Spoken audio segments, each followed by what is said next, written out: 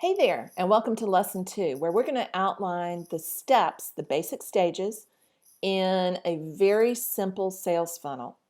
And I want you to think about starting simply. Keep it really simple, then tweak, refine, and make it more fancy later.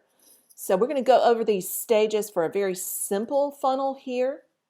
And then in part 2, we'll look at what goes into each of the main 3 categories of launches that are out there for artists. I'll talk about those in the next lesson.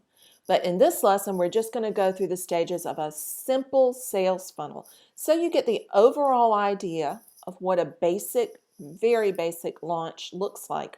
One that's based on email and is not very complicated. So stage 1 of the launch is to really refine your offer. So this may be where you go back to your offer that you created in Module 6 and refine it, make draft number 3 so that you are absolutely super clear on exactly who your audience is. Look at who they are right now, not who you hope they're going to become, but really get clear on who they are, what they want, what their hopes and dreams are, what they're afraid of, and what their objections are to your offer. Hopefully you've gone through and done that simple poll that we talked about in Module 6 so that you've got a pretty good idea of what stands in your way of converting your potential audience, your potential customers, into clients. Get absolutely crystal clear on that, and everything else becomes so much more simple. This is not something you're ever going to be totally done on. You will keep going back and refining your offer, even if it's the same offer, over and over again as you get to know your audience more and more and build that relationship. So stage 1 is something that you will go through more than one time. Don't let that inhibit you or slow you down. Dive in there and really get to know that audience really well. Do not go to stage number 2, 3, and 4 until you've really solved stage 1. So get crystal clear on who it is you're marketing to, what they want, what their objections are before you go any further. Step number 2, stage number 2, is to begin to convert those followers into fans. Get them onto your email list. And in order to do that, the easiest way to do that is to have a giveaway that is in alignment with your offer. So by that I mean that you have something that your audience will want that will relieve an immediate pain point that is in alignment with what you're going to offer for sale later. So for example, if you're going to offer a collection of small paintings, your lead magnet, your free giveaway, could be a PDF on how to hang a collection of small paintings in your living room for maximum impact. See what I mean? It's in alignment with that final offer, and it helps to create desire for that final offer. So go create that lead magnet that's going to entice your audience in, that answers one of those basic objections.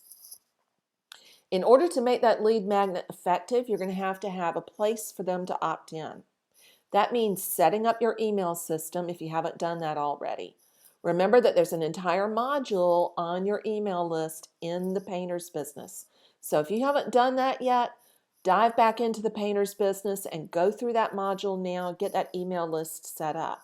There are many service providers out there, but for getting started, I recommend either MailChimp, which is free for the first 2,000 customers, or email subscribers rather, or FASO's own internal email system. Keep it simple. As far as an opt-in page goes, which is where they actually give you their email address in return for the lead magnet, it can be as simple as the form at the bottom of your page, or it can be as complex as an entire opt-in page itself.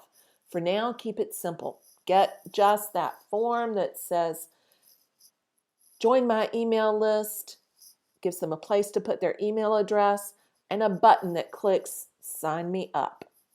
So that's step number 2. Get that email list going and get your lead magnet up and running. Make sure it's in alignment with your final offer. Step number 3 is really crucial. Remember, we're talking about a simple sales funnel here. So we're going to talk about having a 3 email build-up sequence that builds anticipation for your offer as well as desire for what you're going to present. And the easiest way to do that is through storytelling.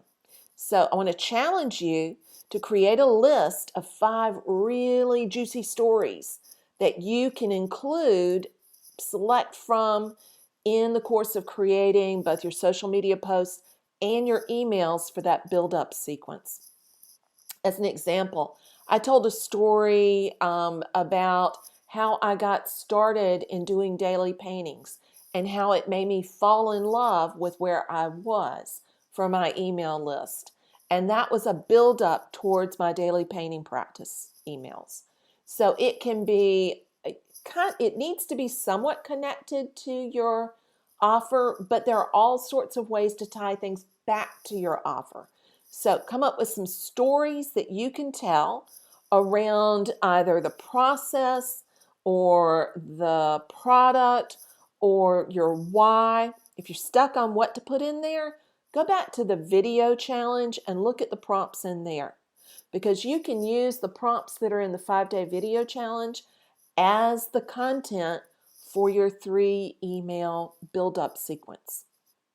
Look back at there and you'll be golden if you just line up some basic storytelling content that you can use to promote your offer. So in creating those emails, it is most productive and easiest if you write them all at once.